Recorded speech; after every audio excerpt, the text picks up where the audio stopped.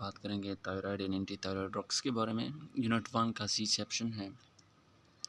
तो इसके हम ऑब्जेक्टिव पढ़ते हैं कि थायराइड और एंटी थायराइड का ऑब्जेक्टिव क्या है। देखिए, review the physiologic effect of thyroid hormone. First of all हम पढ़ेंगे कि फिजियोलॉजिक इफेक्ट क्या है थायराइड हार्मोन का। मतलब नॉर्मल में थायराइड हार्मोन बॉडी के अंदर कौन सा फंक्शन अदा करती है। Identify the effect of hypo and hyper secretion of thyroid hormone. अगर हाइपो है या हाइपर है, मतलब थायराइड हार्मोन अपने अवकात से ज़्यादा सीक्रेट हो रहा है या कम सीक्रेट हो रहा है, तो उसके बॉडी के ऊपर इफेक्ट कौन सा आएगा। Discuss the action indication side effect of thyroid in anti thyroid drug. Thyroid या एंटी थायराइड ड्रग का साइड इफेक्ट क्या होगा, इंडिकेशन कौन सी डिजीज़ के लिए आप दे सकते हैं, इसका मोड ऑफ एक्शन क्या है, मैकेनिज्म ऑफ एक्शन क्या है। Integrate the influence of thyroid in anti thyroid drug on metabolism of other drug. क्या थायराइड और एंटी थायराइड ड्रग दूसरे ड्रग्स पे भी इफेक्ट कर सकते हैं या इफेक्ट नहीं करते। Calculate the drug dose accurately, और ड्रग डोज को एक्यूरेटली किस तरह मालूम करना है। Thyroid gland is endocrine gland. It has two lobes which are connected in the middle by an isthmus. Thyroid एक एंडोक्राइन ग्लैंड है जो कि दो लूप पर मुश्तमिल है, एक राइट और दूसरा लेफ्ट, जो कि मिडल में इस्थमस के ज़रिए आपस दोनों में कनेक्ट हुए। ये आप डायग्राम से भी आप देख सकते हैं। Thyroid gland facilitate normal growth and maturation bye maintaining level of metabolism in the tissue that is optimal for the normal function. Thyroid gland का काम है कि वो बॉडी के अंदर नॉर्मल ग्रोथ और मैच्योरेशन को मेंटेन करना, और मेटाबॉलिज्म के लेवल, मेटाबॉलिज्म का जो लेवल है टिश्यू के अंदर, जो मेटाबॉलिज्म नॉर्मल तरीके से हो रही उसको मेंटेन करना, बॉडी के ग्रोथ लेवल को मेंटेन करना, ये सारे जितनी भी फंक्शन है थायराइड का काम है। देखिए, एक लेफ्ट लोब थायराइड है, एक राइट लोब थायराइड है, दोनों आपस में एस्मस के जरिए अटैच हुए हैं। ये अबव द ट्रिकिया है और बिलो द लेरिंग्स से आप देख सकते हैं डायग्राम में। हार्मोन ऑफ थायराइड ग्लैंड कौन से, basically 3 type of hormone secrete करते हैं। एक होता है टेट्राआइडोथायरोनिन, जिसको हम थायरोक्सिन या T4 MCQs लेवल से इंपॉर्टेंट है कि थायरोक्सिन किस हार्मोन को कहते हैं, T3 या T4 को, तो इसको हम T4 कहते हैं। ट्राईआइडोथायरोनिन T3 हार्मोन है, काल्सिटिनोन है। और दूसरा ये 3 जो हार्मोन है ये बेसिकली थायराइड ग्लैंड में मुश्तमिल, थायराइड ग्लैंड पे मुश्तमिल है। T4 is otherwise known as thyroxine and it form about 80% of the total secretion, where T3 is only 20%। T4 को हम थायरोक्सिन भी कह सकते हैं और उसका जो कॉन्सेंट्रेशन है वो 80% है सिक्रेशन, और T3 का जो सिक्रेशन रेट है या परसेंटेज है या कॉन्सेंट्रेशन है वो सिर्फ 20% है। Synthesis of thyroid hormone. देखिए, synthesis of thyroid hormone take place in thyroglobulin. इसकी सिंथेसिस कहाँ पे होती है, थायरोग्लोबुलिन एक ऑर्गन है, एक स्ट्रक्चर है, वहाँ पे उसकी होती है। सब्सटेंस नीडेड फॉर हार्मोन, यानी T3 और T4 की फॉर्मेशन के लिए कौन कौन सी सब्सटेंस की ज़रूरत है। Iodine and tyrosine are essential for the formation of thyroid hormone. Iodine is consumed through diet. It is converted into iodide and is absorbed from GIT tract. Tyrosine is also consumed through a diet and is absorbed from GIT tract. देखिए, उसके लिए जो substance require है वो है iodine और thyroxine. ये दोनों एसेंशियल सब्सटेंस है थायराइड हार्मोन की फॉर्मेशन मदद में। इसके साथ साथ iodine is consume through diet. Iodine हम डाइट के साथ कंज्यूम करते हैं, मतलब आयोडीन जो हमारे बॉडी को प्रोवाइड होती है वो बाय हेल्प ऑफ डाइट गाजियत के वजह से आती है। It is converted into iodide, पेरियो iodine iodide में कन्वर्ट होते हैं जीआईटी ट्रैक के अंदर और वहाँ से एब्जॉर्ब होते हैं। और थायरोसिन भी डाइट से आती है। थायरोसिन मतलब डाइट के अंदर, गाजियत के अंदर थायरोसिन पाई जाती है, फिर जीआईटी ट्रैक वहाँ से एब्जॉर्ब करके फिर आयोडीन और थायरोसिन की आपस में कम्बिनेशन होती है। For the synthesis of normal quantity of thyroid hormone approximately 1 mg of iodine is required per day. देखिए, पर डे जो है ना वो 1 mg, सॉरी आई थिंक ये पर वीक्स लिखा है लेकिन यहाँ पे अपीयर नहीं हुआ। आप देख सकते हैं कि नॉर्मल क्वांटिटी जो थायराइड हार्मोन की उसके लिए जो आयोडीन की दरकार है वो 1 वीक में 1 mg रिक्वायर्ड है। और आई थिंक यहाँ पे नीचे भी लिखा है कि 50 mg रिक्वायर्ड है, और पर ईयर में उसके लिए जो आयोडीन रिक्वायर्ड है वो है 50 mg। अच्छा जी, आप देख सकते हैं कि ये फॉलिकुलर सेल है, फॉलिकुलर सेल के बाद फॉलिकुलर सेल के बिल्कुल अंदर वाले जो स्ट्रक्चर आपको अपीयर हो रहा है थायरोग्लोबुलिन, ऐसी थायरोग्लोबुलिन में फॉर्मेशन होती है T3 और T4 हार्मोन की। और इसके बाहर बिल्कुल पैराफॉलिकुलर सेल पाए जाते हैं, जो पैराफॉलिकुलर सेल का काम है कि वो पैराथार्मोन हार्मोन को फॉर्मेशन में मदद देती है, मतलब वो पैराथार्मोन हार्मोन बनाते हैं। वो अलग से टॉपिक है, बाद में डिस्कस करेंगे। सिंथेसिस ऑफ थायराइड हार्मोन, उसका जो सिंथेसिस है वो 5 स्टेप में कंप्लीट होगा। नंबर 1 थायरोग्लोबुलिन सिंथेसिस होगा, दूसरे पे आयोडीन ट्रैपिंग होगी, तीसरे पे ऑक्सीडेशन ऑफ आयोडाइड होगा, चौथे नंबर पर transport of iodine into follicular activity, पाँचवें पे आयोडीनेशन ऑफ थायरोसिन होगा, और 6 स्टेप पे कपलिंग रिएक्शन होगा। देखिए, फर्स्ट ऑफ ऑल क्या हुआ कि ये प्लाज्मा दिखाई दे रहा है आपको, यहाँ से आयोडाइड गया किधर, फॉलिकुलर सेल की तरफ। जब आयोडाइड गया फॉलिकुलर प्लाज्मा से फॉलिकुलर सेल की तरफ, तो फिर यहाँ पे उसकी ऑक्सीडेशन हुई। पेरोक्सीडेज एंजाइम की प्रेजेंस में आयोडाइड की ऑक्सीडेशन हुई इनटू आयोडीन में। पेर आयोडीन के इधर आएगा, पेर आयोडीन जो आएगा वो थायरोग्लोबुलिन स्ट्रक्चर में आएगा। ये जो पिंक कलर अपीयर हो रहा है ये थायरोग्लोबुलिन है, इसके अंदर आयोडीन आ गया। अब जब आयोडीन थायरोग्लोबुलिन के अंदर आ गया तो ये थायरोसिन के साथ आयोडीनेज एंजाइम की प्रेजेंस में मिला के इसे दो स्ट्रक्चर बनाते हैं, एमआईटी और डीआईटी। थायरोसिन प्लस आयोडीन, जिसको हम आयोडीनेशन कहते हैं, आयोडीनेज एंजाइम की प्रेजेंस में ये दो स्ट्रक्चर में कन्वर्ट हो सकता है। एक को हम एमआईटी जिसको हम मानो आयोडोथायरोसिन कहते हैं, और दूसरे को हम डीआईटी जिसको हम डाई आयोडोथायरोसिन कहते हैं। अब अगर दो एमआईटी या दो डीआईटी अगर दो डीआईटी आपस में मिल जाते हैं तो ऐसे T4 टेट्रा आयोडोथायरोनिन बनते हैं। या अगर एक एमआईटी और एक डीआईटी आपस में मिलते हैं तो ऐसे T3 या ट्राई आयोडोथायरोनिन बनते हैं, जो वापस प्लाज्मा की तरफ जाते हैं और प्लाज्मा में क्योंकि इसकी नीड है फिर वो ग्रोथ मेंटेन करता है और बाकी जो जितने फंक्शन है वो मेंटेन करता है। Synthesis of thyroid hormone are synthesized by iodination of thyrosin reside in thyroglobulin within the lumen of thyroid follicle। हमने देखा कि थायरोग्लोबुलिन के अंदर यहाँ पे आयोडीनेशन होती है थायरोसिन और आयोडीन की। The thyroglobulin is endocytosed and tyrosine T4 and T3 are secreted. जब थायरोग्लोबुलिन एंडोसाइटोज्ड होगा, एंडोसाइटोज का मतलब कि इसके अंदर जो रिएक्शन हुआ उस रिएक्शन के बाद उससे T3 और T4 हार्मोन बन गया। फिर वो T3 और T4 हार्मोन एंडोसाइटोसिस के ज़रिए कि जो इनसाइड मटेरियल है वो फिर आउटसाइड जाएगा, एंडोसाइटोसिस के ज़रिए फिर प्लाज्मा में देगा। Synthesis and secretion of T3 and T4 are regulated by TSH, thyroid stimulating hormone, and influence by plasma iodide. देखिए T3 और T4 का जो मेन रेगुलेशन है वो दो चीज़ों के ऊपर है। नंबर एक TSH हार्मोन के ऊपर, थायराइड स्टिमुलेटिंग हार्मोन जो कि हाइपोथैलेमस से आते हैं, और दूसरा जो है वो है प्लाज्मा आयोडाइड है, जो कि प्लाज्मा आयोडाइड भी, क्योंकि अगर प्लाज्मा के अंदर आयोडाइड नहीं है या आयोडीन नहीं तो फिर भी T3 और T4 की फॉर्मेशन नहीं होगी, और अगर TSH सिग्नल नहीं है तो फिर भी नहीं हो सकती। ये आप डिटेल से देख सकते हैं कि सेम एग्जैक्ट वही मैकेनिज्म के हैं कि पहले TSH हार्मोन आ गया, TSH आयोडीन को कन्वर्ट किया प्लाज्मा से किधर, फॉलिकुलर सेल पे। फॉलिकुलर सेल से आयोडीन जो है वो इंटर हुआ किसकी तरफ, फॉलिकुलर सेल की थायरोग्लोबुलिन की तरफ से। फिर थायरोग्लोबुलिन में यहाँ पे आयोडीन और थायरोसिन की कॉम्बिनेशन हुई, जैसे एमआईटी और डीआईटी बन गया। तो ये जो एमआईटी और डीआईटी है, अगर दो एमआईटी कन्वर्ट होता है, अगर दो एमआईटी और या एक एमआईटी एक डीआईटी आपस में मिल जाता है तो इससे एक T3 हार्मोन बनता है, या अगर दोनों डीआईटी मिल जाते हैं तो ऐसे भी T4 हार्मोन बन जाते हैं। फिर ये आउटसाइड जाते हैं, T3 और T4 हार्मोन आउटसाइड प्लाज्मा में जाते हैं, T3 T4 आप देख सकते हैं डायग्राम से। Effect of thyroid hormone on metabolism. देखिए थायराइड हार्मोन का मेटाबॉलिज्म के ऊपर इफेक्ट क्या है। Stimulate metabolism generally causing increase oxygen consumption. Metabolism, ये मेटाबॉलिज्म स्टिमुलेट करता है और यहाँ पे ऑक्सीजन की कंजम्पशन ज़्यादा होगी, ऑक्सीजन की इस्तेमाल ज़्यादा होगी T3 T4 की वजह से। इंक्रीज मेटाबॉलिक रेट बढ़ेगा, इन्फ्लुएंस ग्रोथ एंड डेवलपमेंट। आपके बॉडी का ग्रोथ और मेटाबॉलिज्म या डेवलपमेंट जो है वो इंक्रीज होगा, बढ़ेगा।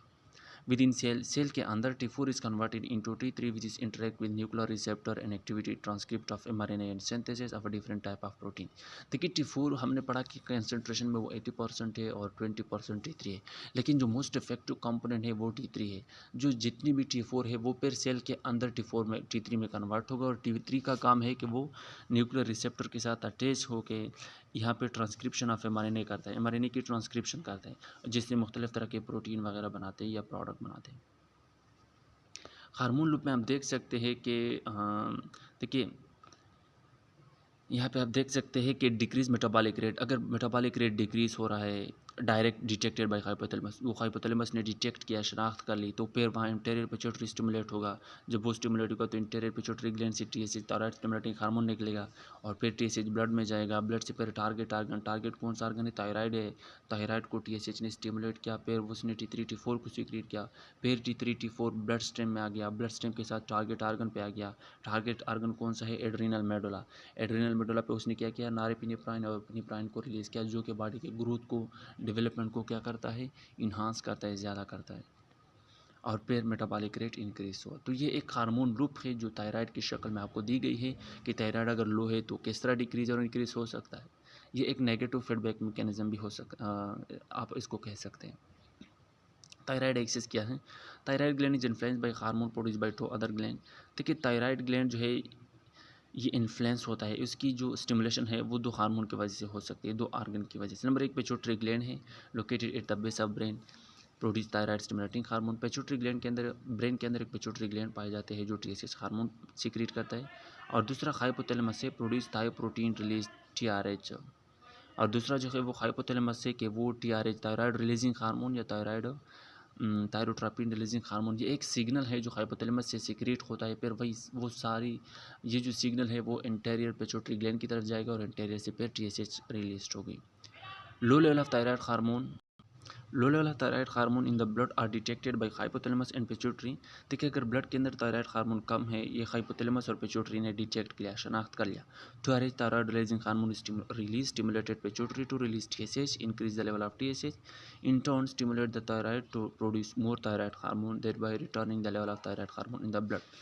जब आपने ब्लड के अंदर थायराइड T3 T4 कम है तो उसने हाइपोथैलेमस ने डिटेक्ट किया, तो फिर हाइपोथैलेमस ने टीआरएच हार्मोन रिलीज़ किया, TRH hormone interior pituitary gland की तरफ गया, उसने टीएसएच रिलीज़ किया, टीएसएच फिर गया किस तरफ, थायराइड की तरफ, थायराइड T3 T4 प्रोड्यूस करेगा, जब वो T4 T3 प्रोड्यूस करेगा वो ब्लड के अंदर गया, तो फिर उसकी कॉन्सेंट्रेशन ब्लड के अंदर बढ़ गई। तो ये एक नेगेटिव फीडबैक मैकेनिज्म है जिसे हमें इंक्रीज और डिक्रीज का सिग्नल मिल सकता है। 3 gland and hormone are produce make up hypothalamus pituitary thyroid axis. ये 3 ग्लैंड है, यानी 3 किस्म के ग्लैंड है और हार्मोन है जो कि पैदा करती है T3 और T4 हार्मोन। नंबर 1 हाइपोथैलेमस से जिससे सिग्नल रिलीज होता है, दूसरा पिट्यूटरी है जिससे TSH हार्मोन रिलीज होता है, और तीसरा थायराइड एक्सेस से जैसे हमें T3 और T4 की फॉर्मेशन होती है। ये आप देख सकते हैं एग्जाम सेम मैकेनिज्म है, सिर्फ डायग्राम उसने वही शो किया, अपीयर किया है। ये जो स्ट्रक्चर आपको अपीयर हो रहा है हाइपोथैलेमस है, हाइपोथैलेमस से पिट्यूटरी ग्लैंड की तरफ जाएगा सिग्नल, पिट्यूटरी से टीएसएच रिलीज होगा और टीएसएच से फिर थायराइड की तरफ जाएगा और थायराइड से फिर T3 T4 हार्मोन बनेगा। और यही T3 T4 हार्मोन का काम है कि बॉडी के अंदर मुख्तलिफ तरह के ग्रोथ डेवलपमेंट को मेंटेन करना etcetera. Transport of thyroid hormone की ट्रांसपोर्ट किस तरह होती है? T3 and T4 in a plasma bound to the protein thyroxine binding globulin reversible. ये थायरोक्सिन बाइंडिंग ग्लोबुलिन के साथ रिवर्सिबल, मतलब कि दोबारा उसे अटैच होने के बाद दोबारा उसे डाइवर्ट हो सकती है, उसके साथ अटैच होती है। Only about 0.04% of total T4 and 0.4% of T3 exist in free from. जो फ्री फ्राम में T3 और T4 है, ये इसकी मकदार है। इसके साथ साथ फंक्शन ऑफ थायराइड हार्मोन क्या है? देखिए थायराइड हार्मोन का मेटाबॉलिक फंक्शन ये है कि CHO carbohydrate metabolism, increase glycogenolysis glycogen की ब्रेकडाउन में मदद देती है, इंक्रीज ग्लूकोनियोजेनेसिस ग्लूकोज की फॉर्मेशन में मदद देती है from amino acid and from lipid, increase the glucose absorption from GIT से ग्लूकोज की एब्जॉर्प्शन करती है, इन्हांस ग्लाइकोलाइसिस करती है, मतलब ग्लूकोज की breakdown, rapid uptake of glucose by the cell, pair glucose cell repeatedly Uptake करता है, net result increase blood glucose level. इसका काम है कि नेट यानी लास्ट में जो रिजल्ट आएगा उसका काम है कि ब्लड ग्लूकोज लेवल क्या होगा, इंक्रीज होगा। ये थायराइड का कार्बोहाइड्रेट के ऊपर फंक्शन है उसका। प्रोटीन मेटाबॉलिज्म उसका क्या है? प्रोटीन मेटाबॉलिज्म इंक्रीज होगा, फैट मेटाबॉलिज्म भी इंक्रीज होगा, ऑक्सीडेशन ऑफ फैटी एसिड होगा जिससे फ्री फैटी एसिड हमें अपटेन होगा। एंड BMR ये इंक्रीज बेसल, जाहिर बात है जब प्रोटीन और फैट की मेटाबॉलिज्म और कार्बोहाइड्रेट की मेटाबॉलिज्म हो रही है तो बेसल मेटाबॉलिक रेट भी इंक्रीज होगा। एक्शन ऑन ब्लड के ऊपर उसका क्या एक्शन है? Thyroxine accelerate erythropoietic activity and increase blood volume. Thyroxine का काम है कि वो एरिथ्रोपोइटिक एक्टिविटी को बढ़ा देती है और ब्लड वॉल्यूम भी इंक्रीज करती है। ग्रोथ क्या करती है? इंक्रीज करती है। Anxiety, appetite and food intake, growth के ऊपर उसका जो इफेक्ट है वो क्या है? ग्रोथ बढ़ा देती है। Anxiety, increase peptide and food intake, ये फूड इनटेक और पेप्टाइड को बढ़ा देती है। पेप्टाइड का मतलब भूख लगना। इसके साथ साथ rate of secretion of digestive juice, जो डाइजेस्टिव जूस है उसकी सिक्रेशन भी इंक्रीज करती है। इंक्रीज मोटिलिटी ऑफ GIT की मोटिलिटी बढ़ा देती है। Diarrhoea often result in hyperthyroidism, यानी डायरिया अक्सर हाइपरथायरॉइडिज्म की वजह से हमें डायरिया भी हो सकती है, क्योंकि GIT का मोटिलिटी जब बढ़ा देती है तो इसकी वजह से डायरिया होती है। On CVS cardiovascular system enhance the tissue sensitivity to catecholamine, cardiac output बढ़ा देती है। कैटेकोलेमाइन आप पढ़ेंगे कि कैटेकोलेमाइन में कौन कौन से ड्रग आते हैं, एंटीकोलिनर्जिक में हम डिटेल से पढ़ेंगे। ये कि यूजुअली ये याद रखिए कि कैटेकोलेमाइन में एपिनेफ्राइन और नॉन आते हैं। इसकी सेंसिटिविटी को बढ़ा देती है टिश्यू को। नर्व सिस्टम के ऊपर उसका जो इफेक्ट है वो एक्साइटेबल इफेक्ट है, आप एक्साइटेबल हो गए, इनएबिलिटी टू स्लीप, आपको सही तरह से ख्वाब नहीं आ रही, has role on development of brain and fetal first week of postnatal life, brain development में भी इसका रोल है। और जो बच्चा पैदा हुआ फर्स्ट वीक के अंदर उसके जो डेवलपमेंटल एक्टिविटीज़ है वो भी ग्रोथ हार्मोन की वजह से बहुत से इंप्रूव होंगे। Muscle weakness due to protein catabolism, देखिए मसल आपकी वीक क्या होंगी, क्योंकि ज़ाहिर बात है हमने पढ़ा कि प्रोटीन के कैटाबॉलिज्म करते हैं, प्रोटीन की ब्रेक डाउन करती है। तो जब प्रोटीन की ब्रेक डाउन होगी तो ज़ाहिर बात है कि आपका मसल क्या होगा, कैटलाइज होगा, डिक्रीज होगा। अच्छा, ये एक डायग्राम है, आप खुद करके देख सकते हैं। टाइम वेस्टिंग है, सिर्फ इंटरमीडिएट मेटाबॉलिज्म है, तो इसके दौरान कैसा एक्शन होगा, और क्लोरोजेनेसिस है, कार्डियोवास्कुलर सिस्टम, नर्वस सिस्टम, ये सारी डायग्राम बहुत सिंपल है, आप खुद करके पढ़ करके आप देख सकते हैं। डिजीज़ ऑफ थायराइड ग्लैंड क्या है, देखिए हाइपरथायरॉयडिज्म, थायरोटॉक्सिकोसिस, ग्रेव डिजीज़, ये थायराइड ग्लैंड की डिजीज़ है जो नज़र आ रहे हैं। हाइपरथायरॉयडिज्म, थायरोटॉक्सिकोसिस भी कह सकते हैं, Grave disease. Increase secretion of thyroid hormone, जब थायराइड हार्मोन की सिक्रेशन ज़्यादा होगी तो इसको हम हाइपरथायरॉयडिज्म या थायरोटॉक्सिकोसिस या ग्रेव डिजीज़ कह सकते हैं। हाइपोथायरॉयडिज्म टू मच या टू लिटिल हार्मोन प्रोडक्शन, अगर हाइपोथायरॉयडिज्म चिल्ड्रन में है तो इसको हम क्रेटिनिज्म कहते हैं, और अगर एडल्ट में है तो इसको हम मिक्सेडिमा कहते हैं। ये दो डिफरेंट डिजीज़ हैं। ड्रग फॉर हाइपोथायरॉयडिज्म के लिए कौन कौन से ड्रग है, देखिए hypothyroidism is usually treated by oral administration of L thyroxine 75 से लेकर 200 माइक्रोग्राम डेली। अगर हाइपोथायरॉयडिज्म है तो इसके लिए आपने एल थायरोक्सिन देना है 75 से लेकर 200 microgram daily. Other drug is liothyronine T3 से बना है, एंड लायोट्रिक्स T3 प्लस T4 से बना है। Levothyroxine T4 is prefer over T3, liothyronine और T4 T3 combination product, liotrix is the treatment of hypothyroidism. अगर कोई पेशेंट हाइपोथायरॉयडिज्म का है तो आपने प्रीफर देना है लेवोथायरोक्सिन ज़्यादा देने हैं as compare to T3 T4 plus या T3 से। फार्माकोकाइनेटिक, ओरली एजिली एब्जॉर्ब, ये एजिली एब्जॉर्ब होगा orally. The bioavailability of T4 80% है, और T3 का जो बायोअवेलेबिलिटी है वो 95% है। इंपॉर्टेंट है, MCQ लेवल के इंपॉर्टेंस है। T4 is better tolerated than T3 preparation and has longer half-life. Levothyroxine is dosed once daily and steady state is achieved 6 to 8 day। देखिए T4 टॉलरेशन उसकी अच्छी है एज़ कम्पेयर टू T3 से, और half life भी ज़्यादा है। और लेवोथायरोक्सिन का जो है वो आप दिन में सिर्फ एक बार देंगे, और स्टेडी स्टेट अचीव कब होगा, कि मतलब वो प्रॉपर तरीके से एक्शन शो करेगा, 6 से लेकर 8 हफ्ते लेंगे, फिर वो स्टेडी स्टेट में मतलब वो एग्जैक्ट सेम फंक्शन अदा करेंगे जब आप दूसरे दिन पे देंगे या आप तीसरे दिन पे देंगे। ये आप देख सकते हैं, ये भी एक डायग्राम है। Mechanism of action of thyroid hormone के क्या है कि T3 T4 हार्मोन, जब T3 हार्मोन न्यूक्लियर रिसेप्टर पे आएगा तो हमने पढ़ा कि T3 हार्मोन यहाँ पे ट्रांसक्रिप्शन ऑफ DNA करता है, ट्रांसक्रिप्शन के बाद ट्रांसलेशन ऑफ mRNA करता है, और ट्रांसलेशन के बाद सिंथेसिस। जब ट्रांसक्रिप्शन होगी, ट्रांसक्रिप्शन के बाद ट्रांसलेशन होगी, और ट्रांसलेशन के बाद प्रोटीन सिंथेसिस होगी। जब ये सिंथेसिस होगी तो इसके नतीजे में आपका ग्रोथ हार्मोन ग्रोथ होगा, ग्रोथ फार्मेशन होगा, बोन मैचुरेशन होगा, CNS मैचुरेशन ऑफ CNS हो सकता है, BMR वैल्यू इंक्रीज होगा, सोडियम पोटाशियम ATPase ज़्यादा होगा, ऑक्सीजन कंजम्पशन ज़्यादा होगी, हेल्थ हीट प्रोडक्शन होगी, BMR इंक्रीज होगा। Metabolism, glucose absorption, glycogenolysis, gluconeogenesis, lipolysis, protein synthesis, ये मेटाबॉलिज्म के अंदर आते हैं, ये इंक्रीज होंगे जितने भी है। कार्डियोवास्कुलर, कार्डिक आउटपुट इंक्रीज होगा। तो ये T3 और T4 का क्या है, एक्चुअल मैकेनिज्म ऑफ एक्शन है जो इसी साइड पे इफेक्ट करते हैं। T3 why it's nuclear receptor induce new protein generation which produce effect. देखिए T3 अगर न्यूक्लियर रिसेप्टर पे अमल करेगा तो इससे एक नया प्रोटीन बनेगी, जो नीचे हमने बताया BMR, ग्रोथ CNS, ये वाला ऑप्शन या ये वाले पोर्शन इंक्रीज होगी। Sensitization of adrenergic receptor to catecholamine, tachycardia, arrhythmia and raised BP. जाहिर बात है, हमने पढ़ा कि T3 का काम है कि वो टिश्यू को सेंसिटाइज करता है टुवर्ड कैटेकोलेमाइन, जिस तरह के T3 और T4 है। अगर उसको एक टिश्यू कैन सेंसिटाइज हुआ कैटेकोलेमाइन को, तो कैटेकोलेमाइन एपिनेफ्राइन, नारिपिनेफ्राइन है वो एरिथमिया काज करते हैं, टेकिकार्डिया, आपका हार्ट रेट बढ़ेगा, आपका रिदम डिफरेंट होगा, आपका BP राइज्ड होगा। एडवर्स रिएक्शन क्या है, over much lead to thyrotoxicosis. जाहिर बात है, अगर आपने ज़्यादा इस्तेमाल किया तो थायरोटॉक्सिकोसिस, आपका ग्रोथ हार्मोन बढ़ेगा, सिम्टम ऑफ हाइपरथायरॉयडिज्म आपके शो हो सकती है। Hyperthyroidism, intolerance to heat is the body produce lot of heat due to increase basal metabolic rate caused by excess of thyroxine. जब हाइपरथायरॉयडिज्म होगा तो इसका मतलब यह है कि आपके बॉडी के अंदर जो हीट है वो बढ़ेगा। जब हीट बढ़ेगा, क्योंकि बॉडी में सब बेसल मेटाबॉलिक रेट ज़्यादा है, जब बेसल मेटाबॉलिक रेट ज़्यादा है तो इसका मतलब थायरोक्सिन ज़्यादा है। इंक्रीज स्वीटिंग, स्वीटिंग ज़्यादा होगी, स्वीटिंग का मतलब पसीना ज़्यादा निकलेगा आपसे। Decrease body weight due to fat mobilization, जाहिर बात है कि फैट मोबिलाइज हो रही है तो आपका वेट डिक्रीज होगा। डायरिया क्यों होगा, क्योंकि GIT का मोटिलिटी ज़्यादा हो रहा है। मसल वीकेंड, क्योंकि प्रोटीन की कैटाबॉलिज्म हो रही है। Nervousness, extreme fatigue, inability to sleep, mild tremor in hand होगा, और पॉलीसिथेमिया, आपका ब्लड कंसंट्रेशन बढ़ेगा और टेचिकार्डिया भी होगा।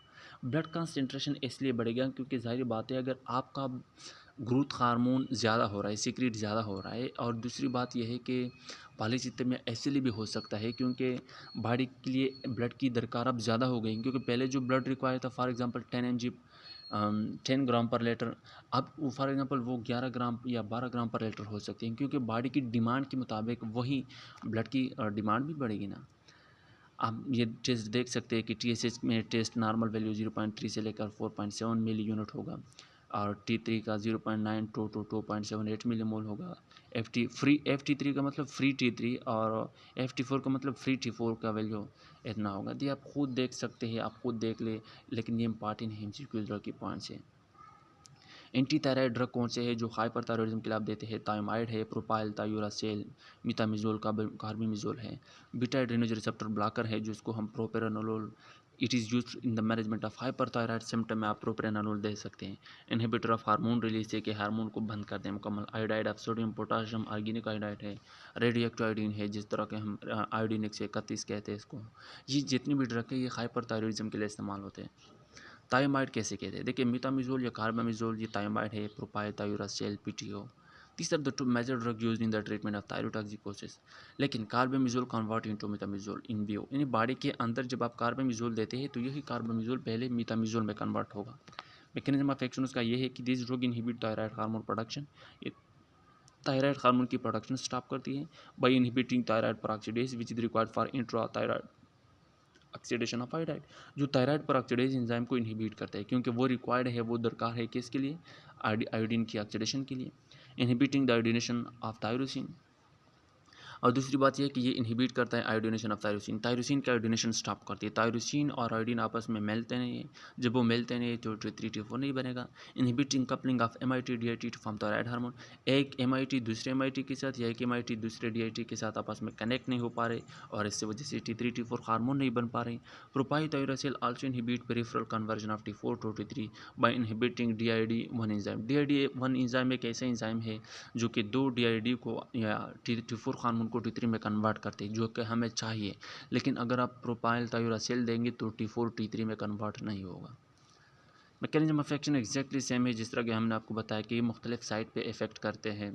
आप यहाँ से भी देख सकते हैं कि थायोमाइड वो ड्रग है जो पेरोक्सिडेज स्टॉप करते हैं, और आयोडाइड वो है जो प्रोटोलाइसिस स्टॉप करते हैं। आयोडाइड थायमाइड वो है जो आयोडीन को थायरोग्लोबुलिन में इंटर होने से बचाता है। और T4 और को T3 में कन्वर्ट करने के लिए जो ड्रग इस्तेमाल होता है वो है प्रोपाइल थायोरासेल, आप खुद भी देख सकते हैं। थेरेप्यूटिक यूज ऑफ थायमाइड क्या है? This drug control thyrotoxicosis in the both gravy disease and toxic nodular goitre. ये दोनों केसेस में दे सकते हैं, ग्रेवी डिजीज में और नोडुलर गाइटर जो कि टॉक्सिक है। Clinical improvement start after 1 to 2 week. अगर आप मुसलसल 1-2 हफ्ते इस्तेमाल करें तब आपके अंदर इंप्रूवमेंट आ सकती है। प्रोपाइल थायोरासेल 50 से लेकर 150 mg TDS में देंगे, followed by 25 to 50 mg of BD-TDS for maintenance. जब आप मेंटेन करते हैं तो 25 से 50 mg BD में देंगे या TDS में देंगे।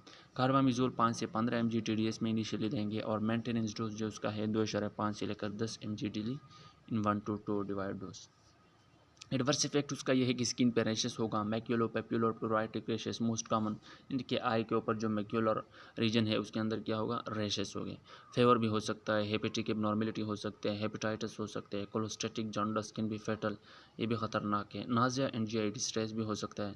N altered sense of taste और स्मेल में अकर विद मिथामिजोल, मिथामिजोल की वजह से आपका टेस्ट या स्मेल भी ख़राब हो सकता है। द मोस्ट डेंजरस एग्रोनसाइटोसिस, मोस्ट जो डेंजरस है मिथामिजोल का वो ये है कि एग्रोनसाइटोस काज करता है, यानी आपका जो ग्रेनुलोसाइट लेवल है, आपका जो लैम्फोसाइट है वो लेस देन 500 सेल पर mm हो सकती है। आयोडाइड साल्ट, देखिए iodide salt inhibit organification iodination of thyroxine and thyroid hormone release, ये थायराइड हार्मोन रिलीज नहीं करवाती है और पेर आयोडीनेशन स्टॉप करती है। This salt also decrease the size of vascularity of the hyperplastic thyroid gland, इसका काम ये भी है कि ये जो साइज है या वस्कुलरिटी है हाइपरप्लास्टिक थायराइड ग्लैंड का वो कम करती है। Since iodide salt inhibit the release as well as the synthesis of hormone, their onset of action occur rapidly within 2 to 7 days। उसका जो ऑनसेट है कि वो साइन एंड सिम्टम शो करेगा वो 2 से लेकर 7 दिन तक है। द इफेक्ट इज ट्रांजिएंट, ये ट्रांजिएंट है, ट्रांजिएंट का मतलब चेंजेबल है उसका जो इफेक्ट है। Because the thyroid gland escape निकलता है from iodide block after several week of treatment. जब आप सेवरल वीक्स या ट्रीटमेंट लेंगे तो आयोडाइड खुद ब खुद निकलता है। Iodide salt are use in thyroid storm का मतलब सीवियर थायरोटॉक्सिकोसिस को कहते हैं, and to prepare the patient for surgical resection or for of the hyperactive thyroid. जब किसी बंदे का हाइपर एक्टिव थायराइड हो या स्ट्रोम हो थायराइड, तो इसको हम सर्जरी करते हैं, और सर्जरी से पहले हम आयोडाइड साल्ट देते हैं ताकि वो ज़रा सा कंट्रोल में रहे। The usual form of this drug are Lugol. इस ड्रग का जो यूजुअल फॉर्म है वो लोगोल की शक्ल में आता है, लोगोल सोल्यूशन, जिसमें आयोडीन और पोटाशियम आयोडाइड पाए जाते हैं, and saturated solution of potassium iodide की शक्ल में हो सकते हैं। Lugol solution 5% iodine, Lugol solution में 5% आयोडीन और 10% पोटाशियम आयोडाइड सोल्यूशन पाए जाते हैं, जो कि 5 से लेकर 10 ड्रॉप पर डे देने हैं। और आयोडाइड साल्ट में 100 से लेकर 300 मिलीग्राम एक टेबलेट की फॉर्म में होते हैं, जो कि पर डे आपने देना है। एडवर्स इफेक्ट उसका ये है कि अगर इन individual who are sensitive to iodine, those individual who are sensitive to iodine, आपने उसको नहीं देना, क्योंकि उसमें स्वेलिंग ऑफ लिप्स या आईलिड आते हैं। एंजियोएडिमा, आपका वेसल जो लेरिंग्स के अंदर वेसल पाए जाते हैं वो स्वेल हो सकते हैं, फेवर हो सकता है, जॉइंट पेन हो सकता है, पेटेंशियल हेमरेज हो सकते हैं, ब्लीडिंग। क्रॉनिक ओवरडोज में inflammation of mucous membrane inflame हो सकता है, सिलाइवेशन हो सकती है, और स्नीजिंग भी हो सकती है, स्वेलिंग ऑफ आईलिड आपका स्वेल हो सकते हैं, और जीआई गैस्ट्रोइंटेस्टिनल डिस्टर्बेंस भी हो सकते हैं, GIT system. Radioactive iodine is administered as a sodium salt, ये एज ए सोडियम साल्ट आप देंगे 131। ये एक स्पेशल टाइप ऑफ आयोडीन है, आयोडीन 131, ये आप देंगे ना। Dissolve in water and taken orally, ये वाटर में डिजॉल्व होगा और फिर ओरली देंगे आप। 131 iodine 131 emit X-ray as well as beta particle. इसका काम है जब बॉडी के अंदर जाता है तो ये एक्सरे और बीटा पार्टिकल सिक्रीट करता है। Iodine 131 is concentrated by thyroid incorporated in colloid emit radiation from with in the follicle. जब ये फॉलिकल के अंदर जाता है तो वहाँ पे ये रेज मुख्तलिफ तरह के अल्फा रेज या एक्सरे या बीटा पार्टिकल ये सिक्रेट करते हैं। Beta particle penetrate around 0.5 to 2 mm of tissue. Beta particle की ये खसूसियात है कि 0.5 से लेकर 2 mm टिशू पे वो पेनेट्रेट हो सकती है, वो निकल सकता है।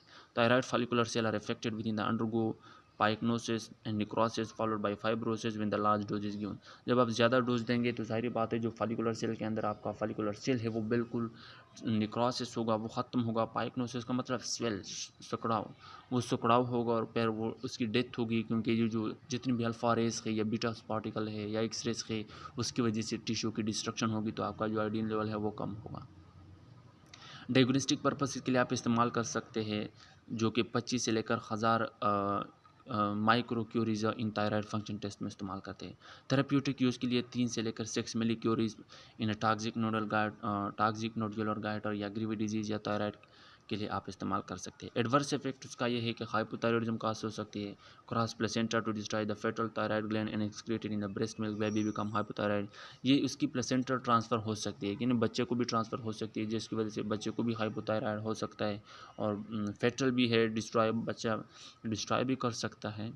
बीटा ब्लॉकर आप क्यों देंगे? बीटा ब्लॉकर जो कि प्रोप्रेनालोल है is use rapidly alleviate to decrease manifestation of thyrotoxicosis. Alleviate का मतलब to decrease sign and symptom of thyrotoxicosis that are due to sympathetic और over activity, example palpitation, tremor, nervousness and sweating. Propranolol वो drug है जो आपकी palpitation decrease करता है, tremor decrease करता है, नर्वसनेस डिक्रीज करता है, स्वीटनेस डिक्रीज करता है। In addition they reduce the peripheral conversion of T4 to T3। और बीटा ब्लॉकर का ये भी काम है कि वो T4 को T3 में कन्वर्ट नहीं होने देंगे। Beta blocker are used in hyperthyroidism. कौन सी सिचुएशन में आप दे सकते हैं? Will awaiting response to the propyl thiouracil और कार्बिमेजोल। जब प्रोपाइल थायोरासिल या कार्बिमेजोल सही तरह से रिस्पांस नहीं पेश करे तब आप दे सकते हैं। Along with iodide of for pre operative preparation, pre operative preparation के लिए आयोडाइड के साथ आप दे सकते हैं। थायरोटॉक्सिकोसिस क्राइसिस में आप दे सकते हैं। प्रोप्रेनानोल 1 to 2 mg स्लो IV भी दे सकते हैं, followed by 40 to 80 mg oral एवं सेक्स, और हर 6 घंटे बाद ओरली 40 से लेकर 80 mg टैबलेट की फॉर्म में भी आप दे सकते हैं, या 1 से लेकर 2 mg प्रोप्रेनालोल, जिसको हम कानकोर के नाम से यूजुअली जाने जाते हैं, ये भी आप दे सकते हैं। Thyroid storm represent present with extreme symptom.